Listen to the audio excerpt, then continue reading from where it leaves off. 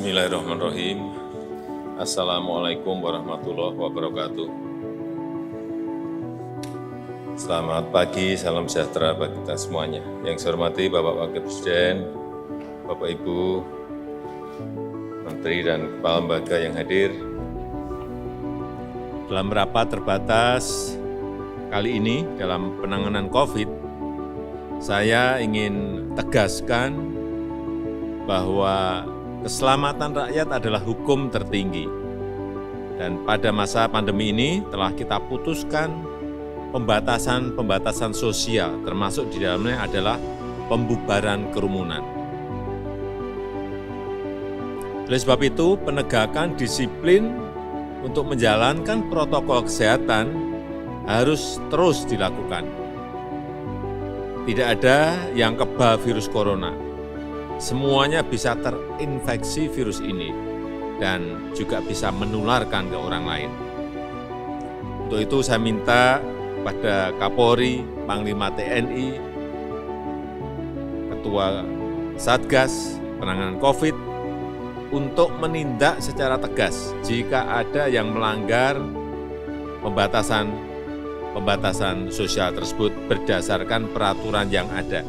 Jadi jangan hanya sekedar himbauan-himbauan saja, tapi harus diikuti dengan pengawasan dan penegakan aturan secara konkret di lapangan.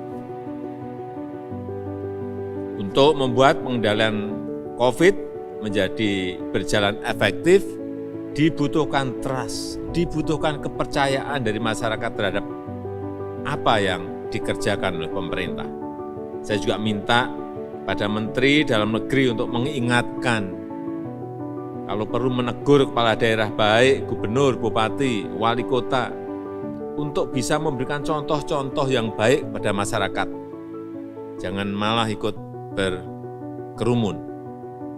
Saya ingatkan bagi daerah yang telah memiliki perda penegakan disiplin protokol kesehatan agar betul-betul menjalankannya secara tegas, konsisten, dan tidak pandang bulu.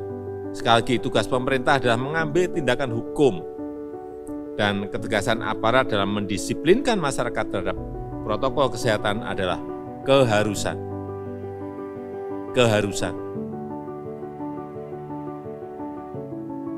Berdasarkan data terakhir yang saya peroleh per tanggal 15 November 2020, saya senang dengan angka-angka yang akan saya bacakan ini.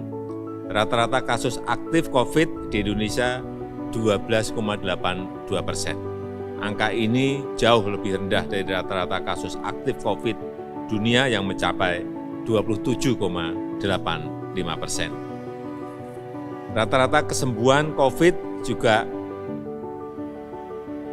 bagus, yaitu mencapai 83,92%. Ini juga lebih baik, jauh lebih baik dibandingkan dengan angka kesembuhan dunia yang mencapai 69,73%. Tapi kita harus masih bekerja keras untuk menekan angka rata-rata kematian lebih rendah lagi, karena saat ini masih berada di angka 3,26%.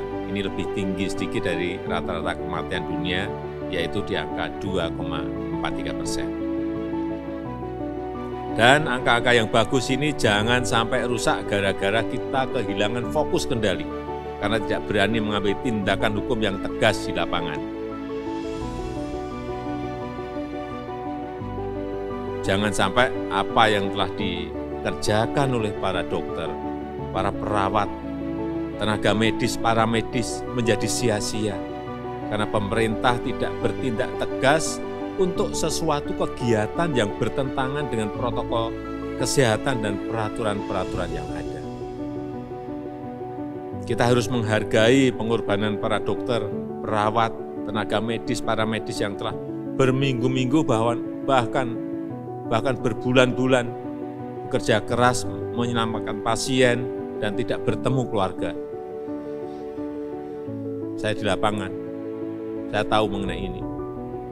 Saya juga ingatkan kepada Ketua Gugus Tugas, Ketua Satgas Penanganan COVID untuk terus melakukan pencegahan penyebaran COVID karena anggaran pemerintah yang keluar ini sudah berjumlah triliunan rupiah.